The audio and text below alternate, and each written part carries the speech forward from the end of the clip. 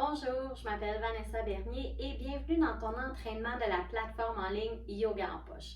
Donc, c'est la première séance que je te recommande à faire au niveau du yoga prénatal. Ça ne sera pas nécessairement une séance fluide parce que je vais te donner beaucoup de conseils techniques, mais ça va être des conseils qui vont t'aider quand que tu vas faire les prochaines routines. Je ne vais pas nécessairement tout répéter la technique, donc tu vas pouvoir revenir écouter cette vidéo-là tant que tu en as besoin, pratiquer tes postures et ensuite retourner dans les autres routines que je te propose dans la plateforme.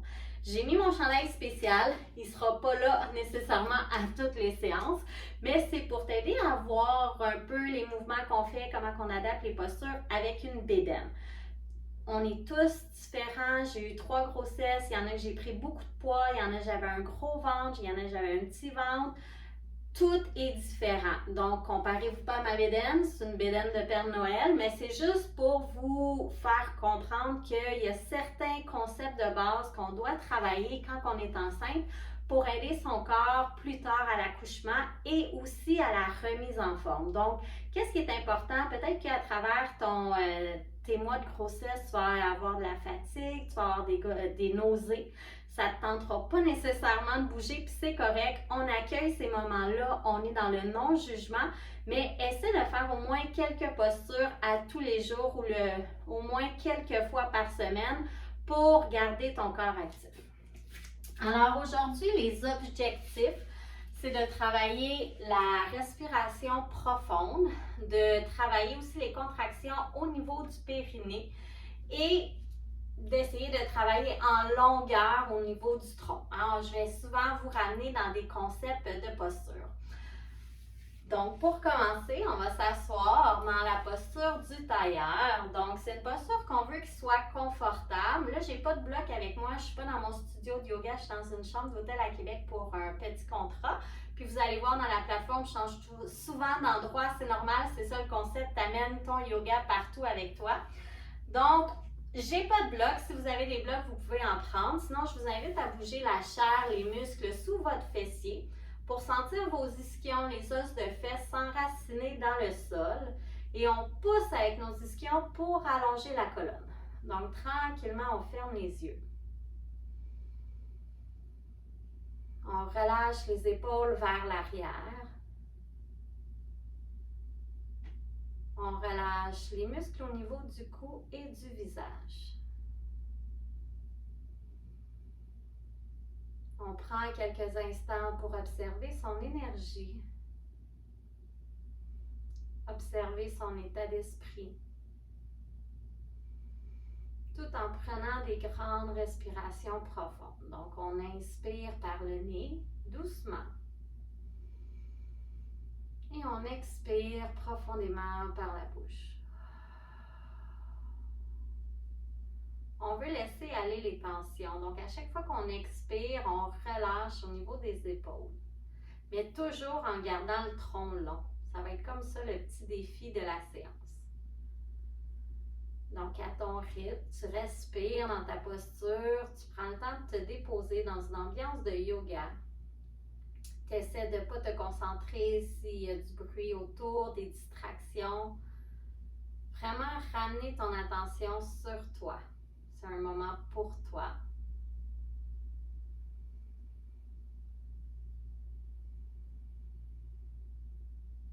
Good. Maintenant, je t'invite à mettre la main droite sur ton ventre et la main gauche au niveau du cœur. Et là, tout doucement, je veux que tu relâches ton ventre quand tu respires. Donc, je ne veux pas que tu exagères tes mouvements dans ta respiration. Juste quand tu inspires, sens l'air qui entre par tes narines, dans tes poumons jusqu'à l'abdomen.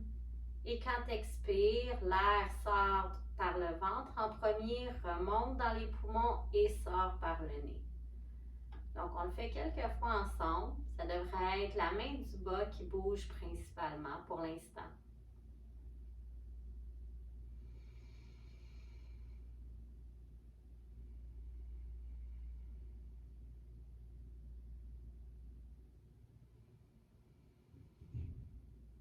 Pense à garder ta colonne longue et tes épaules relâchées.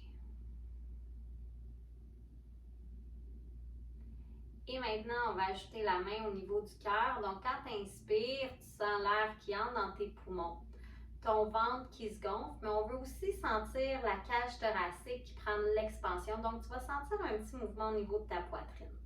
Quand tu expires, ramène le nombril vers toi, vide l'air complètement et tu vas à nouveau ressentir comme si ta main a descendu au niveau de ta poitrine. Fait que c'est un petit mouvement de vague qu'on veut créer entre ton abdomen et ton cœur. Et le truc, c'est d'apporter son attention vraiment à son ressenti. Qu'est-ce qu'on ressent en ce moment? À quel endroit l'air bloque? Est-ce qu'on est coordonné dans notre mouvement? Ça se peut qu'on s'impatiente aussi, qu'on a hâte d'aller dans les asanas, les postures. C'est un peu ça, le yoga, on travaille la patience, le moment présent. Donc, pour l'instant, on fait seulement respirer.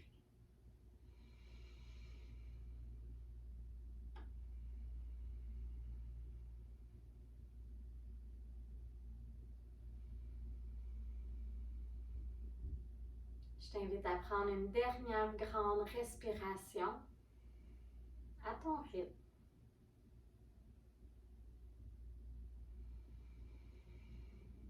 Super.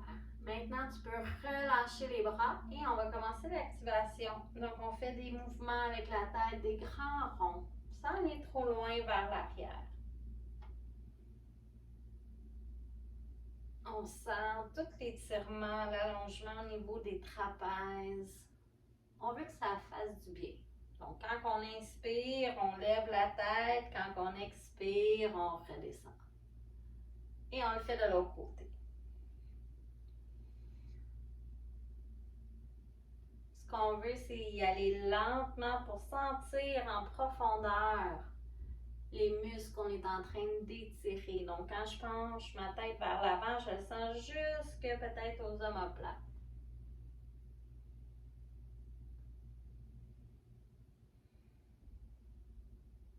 Et ramène la tête au neutre. On dépose les mains sur les épaules, grand cercle avec les coudes.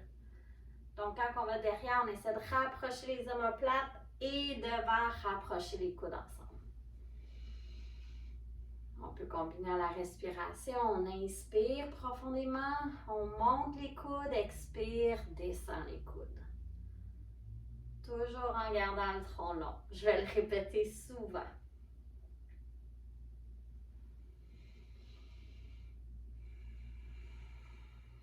Maintenant, dépose la main droite au sol, près de toi. Et inspire, étire la main gauche. Je veux que tu étires la main gauche en hauteur pour commencer parce que c'est toujours ça qu'on va travailler, c'est l'allongement au niveau du tronc. Maintenant, tu vas te pencher du côté droit, mais en gardant cette longueur-là. Donc, je te montre un exemple. Je ne veux pas te voir pencher en C. Quand on fait du yoga régulier, c'est correct. Mais là, on a quelqu'un, un petit humain à l'intérieur de nous. Donc, on va aller chercher de la longueur, créer de l'espace et ensuite se décaler vers la droite sans faire le C. Donc, un truc, c'est de contracter un peu les abdominaux puis étirer avec le bout des doigts. Donc, juste ça, on maintient quelques respirations. On pousse avec la fesse gauche puis on tire avec la main droite en diagonale. Si vous pouvez avoir un petit miroir pour vous regarder, c'est encore mieux. Normalement, j'invite les gens à ne pas se regarder dans le miroir pour ne pas se comparer, mais là, comme qu'on ajuste nos postures, je veux vraiment que vous voyez, est-ce que je suis en train de faire un C, le bras devant moi, ou si je suis longue et je pousse pour aller chercher ma longueur. Et on revient. Dépose la main gauche au sol, inspire, allonge la main droite. Première étape, on reste quelques secondes, on veut sentir l'espace, on veut sentir nos muscles qui s'engagent. Et ensuite, on descend en diagonale. Attention, on évite le C, on veut rester longue. C'est pas grave si on ne descend pas très bas.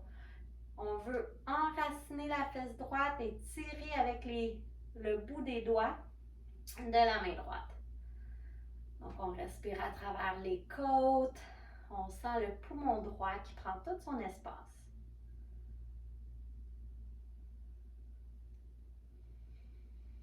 Super. Et on revient la colonne longue. On va maintenant aller dans le quatre pattes. Donc, les doigts sont écartés comme des rayons de soleil. Les épaules sont au-dessus des poignets. Les genoux sont largeur du bassin.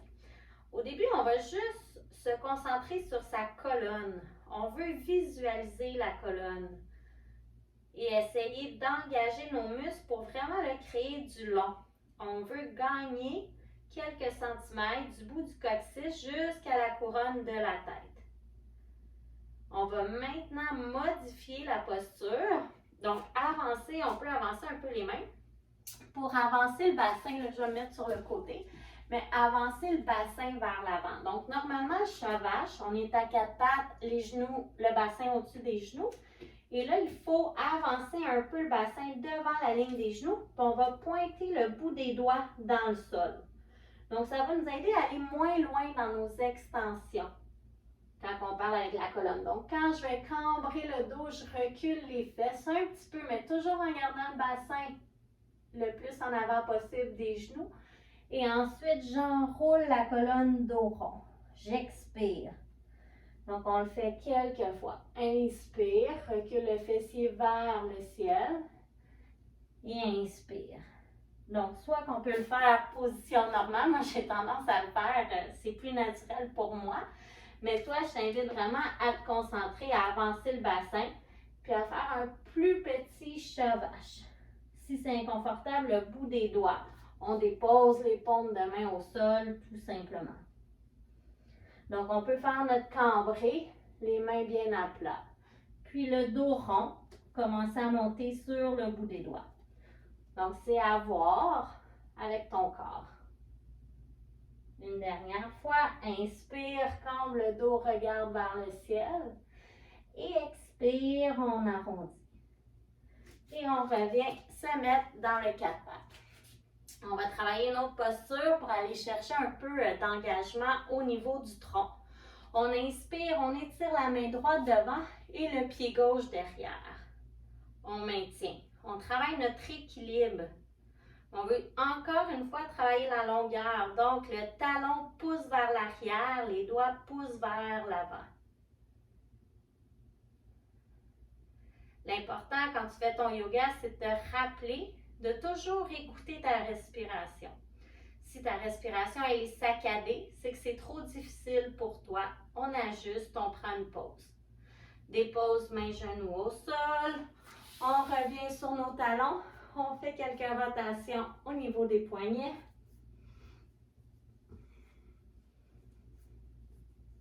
Et on reprend notre posture de quatre pattes. Inspire, main gauche devant, talon droit derrière et on tire dans les sens opposés pour aller chercher de la longueur. On essaie là, les orteils de la jambe arrière de les pointer vers le tapis. Donc ton pied est flex, mais les orteils sont orientés vers le sol. Les épaules sont loin des oreilles. Et on revient main, genoux au sol. On va aller faire une petite extension au niveau de la colonne. Donc, on veut cambrer le dos. On s'en va dans la posture du chiot. Le fessier est vers le ciel. On peut déposer poitrine, menton au sol. Si on a la bédaine dans le chemin, là, on ouvre, on écarte les genoux. Peut-être qu'à cause de la bédaine, on ne se rendra pas jusqu'au sol aussi, c'est correct.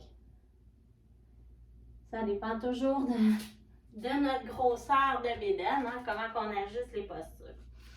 Et on revient à quatre pattes. On engage les orteils, on va aller dans un petit chien tête en bas, mais on garde les jambes pliées. Donc les jambes sont pliées, on essaie de ramener le ventre près des cuisses, puis on pousse avec nos mains pour allonger les bras, allonger le dos.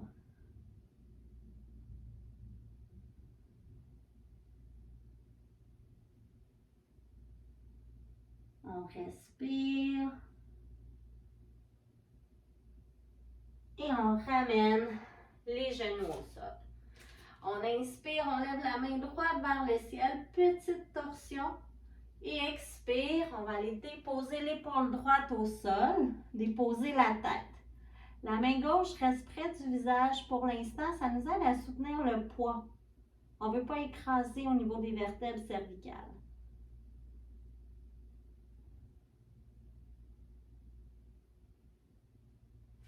Et on revient dans le 4 pattes. On va faire la même chose de l'autre côté. Inspire, main gauche vers le ciel. Et ensuite, on enroule, on dépose l'épaule au sol. On relâche la tête sur le tapis.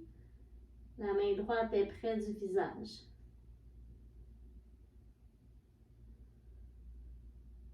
Quand on respire, on peut voir, percevoir qu'est-ce qui se passe dans notre corps en ce moment. Si on n'est pas confortable, comment on peut ajuster la posture?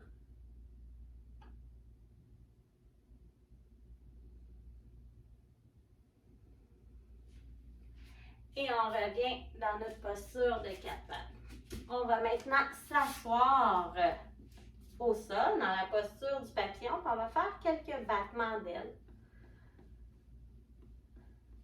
Quelques fois.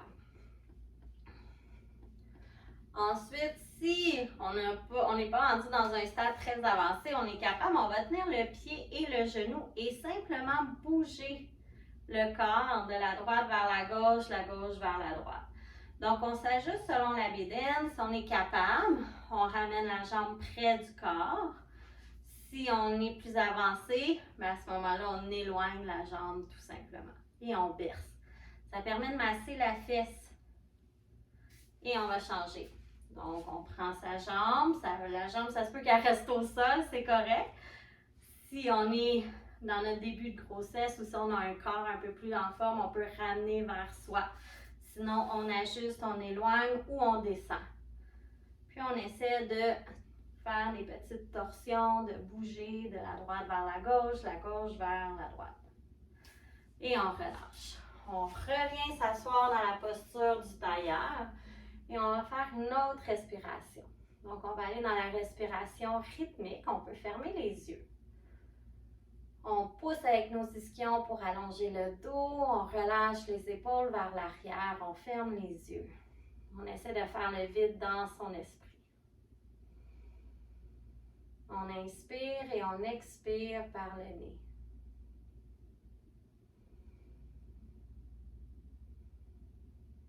Pour la respiration rythmique, on va ajouter des comptes. Donc, pour aujourd'hui, ça va être des comptes de 4. Mais si tu la pratiques de ton côté, tu peux ajouter des comptes ou en enlever. Tu fais ce qui est confortable. Donc, on va inspirer pour 4 temps et expirer pour 4 temps également. Inspire par le nez et expire. Et inspire pour 1, 2, 3, 4. Expire 4, 3, 2, 1. Inspire 1, 2, 3, 4. Expire 4, 3, 2, 1. Inspire 1, 2, 3, 4 et expire 4, 3, 2, 1. On laisse aller le souffle complètement. Donc, j'ai fait la respiration rythmique de 4 temps, mais si jamais le soir, tu as de la misère à dormir, un moment donné, avec la grossesse, on a des inconforts, tu peux le faire même jusqu'à 10 temps. Puis le fait de compter en montant et en descendant, ça oblige ton esprit à se concentrer sur un point fixe. Donc, ça peut t'aider à gagner le sommeil plus rapidement. On retourne maintenant à nos postures. Donc, on va travailler le périnée. Alors, on le fait dans la posture assise. C'est la posture qui est pas mal le plus confortable. On peut fermer les yeux. En fait, tu as le coccyx, tu as les 2 ischions, tes os de fesses, puis il y a le pubis en avant. Donc, on imagine un peu une espèce de losange de toile. Puis là, je t'explique vraiment grossièrement. Mais une espèce de losange, comme une toile d'araignée ou un parachute. Et ça, c'est ton périnée. Et nous, ce qu'on veut, c'est qu'on veut aspirer le périnée quand on respire. Donc, on va fermer les yeux. Et là, je vais te montrer 2 sortes de contractions. Parce que souvent, on a tendance à inspirer et engager le périnée, expirer et relâcher. Et ça, c'est correct, mais c'est plus pour apporter de l'énergie au corps. On va faire cette première exercice-là pour commencer. Donc, on ferme les yeux. On relâche tout son corps. On pense à sa posture longue. On rentre le menton légèrement vers soi, épaules loin des oreilles. Et quand tu inspires, contracte ton périnée. Donc, on ramène le parachute vers le haut. Et quand tu expires, relâche le périnée. À nouveau, inspire, engage le périnée. Ramène-le vers le haut, maintiens la contraction. Et expire, relâche. Une autre fois, inspire, engage le périnée. Mais je ne veux pas juste que tu l'engages, je veux qu'on le tire, qu'on le monte vers le cœur. On maintient et expire, relâche. Donc, le fait de remonter le périnée, ça évite les descentes d'organes, des fois les petites pertes urinaires, puis tout ça. C'est toute la santé du muscle qu'on va aller travailler, mais nous, on ne veut pas juste le contracter. Des fois, il y en a qui ont un périnée trop contracté, donc c'est pour ça que c'est important de le relâcher. Donc, la première étape, c'est prendre le temps de le ressentir, de le trouver, et ensuite de vraiment sentir, est-ce que je fais la bonne contraction, est-ce que je le relâche complètement? Là, on le fait de manière énergétique et là, on va le faire de la bonne manière pour travailler au niveau de ton corps, de ton anatomie. Donc, c'est le contraire. Première fois que tu inspires, il ne se passe rien. Quand tu expires, tu engages ton périnée, tu maintiens. Et à ta prochaine inspiration, on relâche le périnée. Donc, on le fait ensemble, on ferme les yeux. La colonne est longue. On se ramène à sa respiration. On inspire. Et on expire. Et on engage le périnée et on maintient.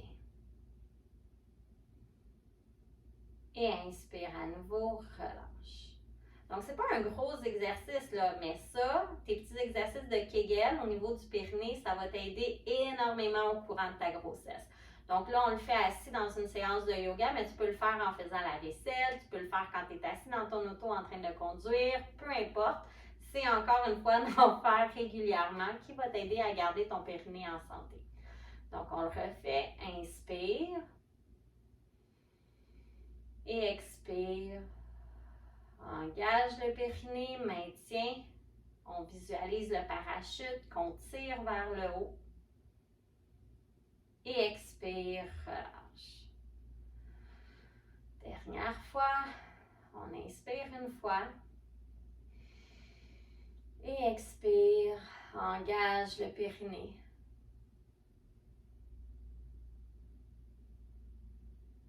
Et inspire, relâche. Donc, peut-être que ça a été facile, difficile. On va le refaire d'autres fois dans d'autres postures, mais même dans les autres séances, si je ne le dis pas, je t'invite toujours à garder un peu ce réflexe-là. Inspire, il ne se passe rien. Expire. Et ensuite, on engage. C'est la clé. Périnée, expire. C'est ça qu'il faut se rappeler. Maintenant, on s'en va dans une prochaine posture. On va aller faire une petite torsion parce que aussi c'est un autre contexte qui est important à se retenir quand on a un petit ventre. Parce qu'on est enceinte, c'est important de ne pas faire des torsions profondes. On ne veut pas faire la grosse torsion, mais c'est bénéfique pour la colonne, donc on fait une torsion douce. Donc pour commencer, on va déposer les mains au niveau des côtes. On va se ramener à sa respiration encore une fois. Donc on inspire, on gonfle la cage thoracique. Et expire, relâche. À nouveau, inspire, sans la cage thoracique qui gonfle de chaque côté. Et expire, on ramène les côtes. Dernière fois, inspire. Les côtes s'écartent comme un peu un accordéon.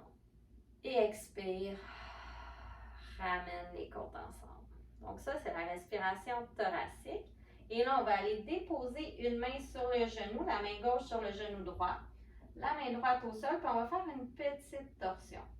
Donc au début, on peut même la faire en partant des côtes. Tourner notre corps et ensuite on dépose les mains. Ça va être encore plus doux au niveau de la torsion.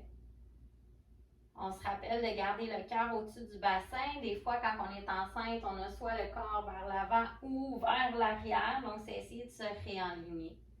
Et on revient au centre, on va aller faire l'autre côté. Donc, on prend ses côtes pour aller chercher de la longueur au niveau du tronc. On tourne d'un côté et ensuite on dépose main droite sur genou gauche, main gauche au sol. Petite torsion.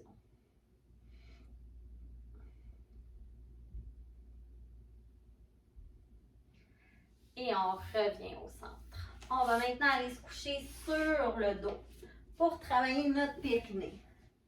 Donc, on est dans la posture du demi-pont, on ramène les talons vers soi. Les jambes sont quand même écartées. Largeur du bassin, ça peut être un petit peu plus large. Et là, on va juste faire un premier demi-pont normal pour s'habituer avec la posture. Donc, les paumes de main sont au sol.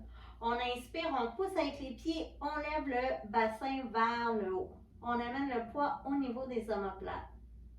Et on expire, on déroule la colonne tout doucement.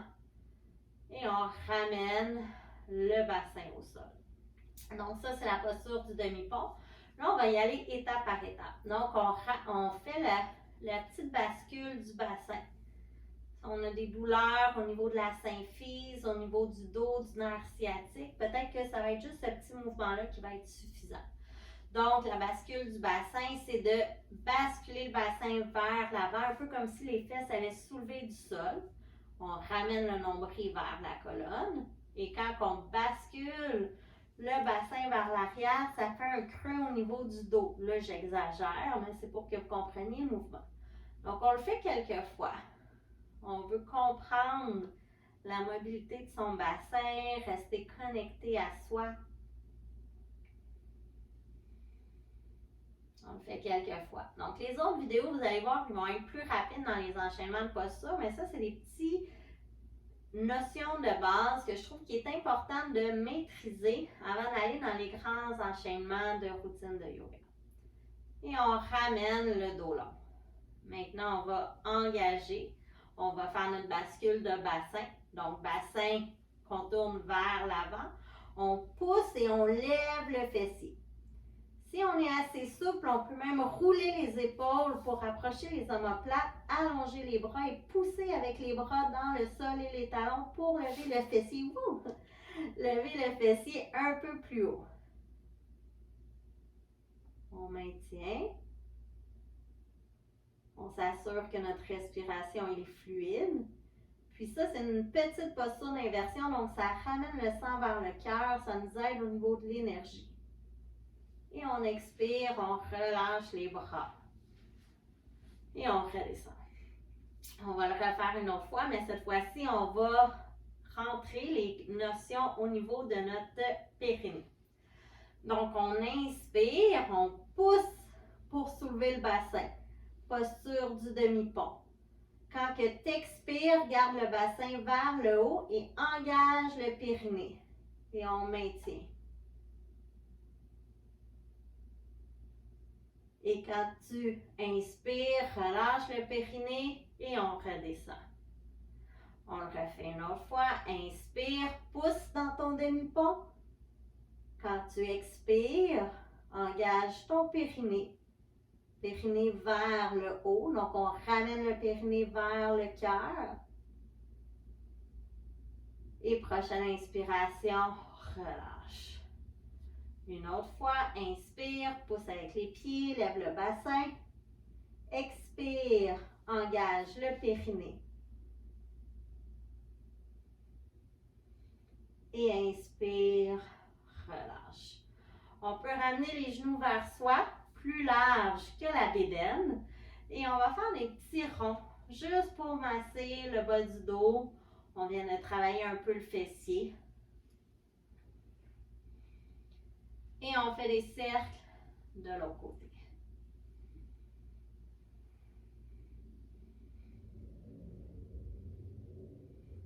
On va se tourner d'un côté pour aller debout, donc du côté que vous voulez.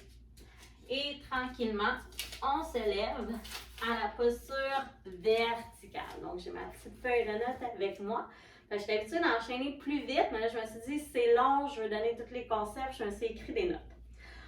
On s'en va travailler maintenant notre longueur debout.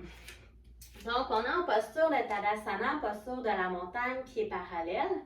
Et là, on inspire et on lève les doigts de la main droite vers le haut. On va pousser avec le talon droit dans le sol et on veut sentir la longueur du côté droit. La main gauche, elle relâche, on peut la mettre sur la cuisse au besoin. On veut vraiment grandir du côté droit. On ramène les abdominaux vers nous, donc ça nous aide dans la posture à réaligner le tout. Et expire, relâche. On fait la même chose de l'autre côté. Inspire, étire, main gauche vers le ciel, pousse avec le talon gauche dans le sol. Côté droit, on oublie, on n'y pense pas pour le moment. On va aller chercher notre longueur du côté gauche. Et expire, descend. Inspire, tire avec les deux mains vers le haut. Donc, on pousse avec les talons dans le sol, on tire les mains vers le ciel. On pense à sa longueur, à son tronc, on veut gagner quelques centimètres. Nos talons sont bien enracinés dans le sol. Et expire, relâche. On va maintenant s'avancer un peu à l'avant du tapis. Reculer la jambe droite derrière pour aller dans le high lunge. Donc, la jambe gauche, elle est pliée. Et là, c'est une posture d'équilibre. Donc, normalement, peut-être sans bédaine, ça serait facile. Peut-être que là, avec la bédaine, c'est différent. Donc, on peut se tenir sur un muscle au besoin. Sur un mur au besoin. Donc, on essaie de garder le cœur au-dessus du bassin. Et encore une fois, avoir les doigts actifs vers le haut, mais les épaules loin des oreilles. Et on ramène la jambe droite devant. On va faire la même chose. On s'étire, jambe gauche derrière. Ça peut être sans les bras vers le ciel. Ou si on est à l'aise, on inspire, on lève, on s'étire. Posture de la fente haute du high lunge.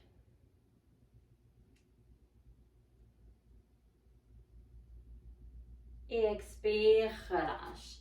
On va aller faire le guerrier 2. Donc, la jambe droite, le côté externe du pied va être en ligne avec le tapis.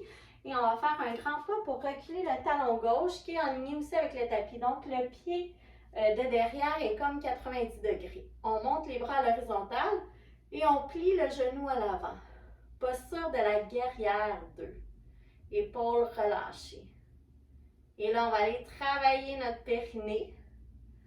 Donc, on inspire et quand on expire, on engage le périnée vers le haut. Et on relâche. Donc, je t'invite à le faire à ton rythme. Quand tu inspires, la première fois, il ne se passe rien. Quand tu expires, tu engages ton périnée, tu essaies de le maintenir 1 à 5 secondes. Et ensuite, prochaine inspiration, tu relâches. Donc, plus tu vas le faire, plus tu vas te pratiquer, plus tu vas être capable de maintenir les respirations, la contraction au niveau du périnée. Et tranquillement, on sort de la posture, on défait nos bras, on ramène les jambes ensemble, on peut faire un petit mouvement orteil-talon et on va aller faire l'autre côté. Donc, pied gauche, côté externe aligné avec la ligne arrière. Talon droit, on le recule. Et là, on glisse dans notre guerrier 2, on plie la jambe gauche. Et on fixe un point à l'avant. Première étape, on pense à créer de la longueur au niveau du tronc. Et on va ajouter nos contractions de périnée. Donc, inspire, il ne se passe rien. Et expire, on engage le périnée. Et ainsi de suite pendant quelques fois. En pensant à poussant les bras, les mains dans le sens opposé, levez le tronc, la couronne de la tête vers le ciel. Poussez le genou vers l'extérieur. Et travaillez son périnée. Donc, ça en fait beaucoup. C'est pour ça que je fais une vidéo d'introduction. Ensuite, dans les autres séances, on va vraiment enchaîner un peu plus rapidement les postures. Mais vous allez pouvoir revenir tant que vous voulez, voir pour être qu'est-ce que je peux améliorer cette fois-ci dans ma posture, qu'est-ce que je peux ajouter, est-ce que c'est la longueur, est-ce que c'est la posture, l'asana, la contraction du périnée. Et on sort de la posture, on relâche les bras, on ramène orteils, talons ensemble, on revient à l'avant du tapis et on va tout simplement laisser aller les bras et faire des petites torsions. Donc, on ne veut pas forcer la torsion. On laisse le mouvement des bras guider notre petit twist. Quand tu inspires, on peut lever les bras jusqu'à la hauteur des épaules. Et quand tu expires, on redescend. Donc ça, c'est un petit mouvement qui nous donne de l'énergie, qui active le corps. On inspire, on monte. Et on expire, on redescend. Dernière fois.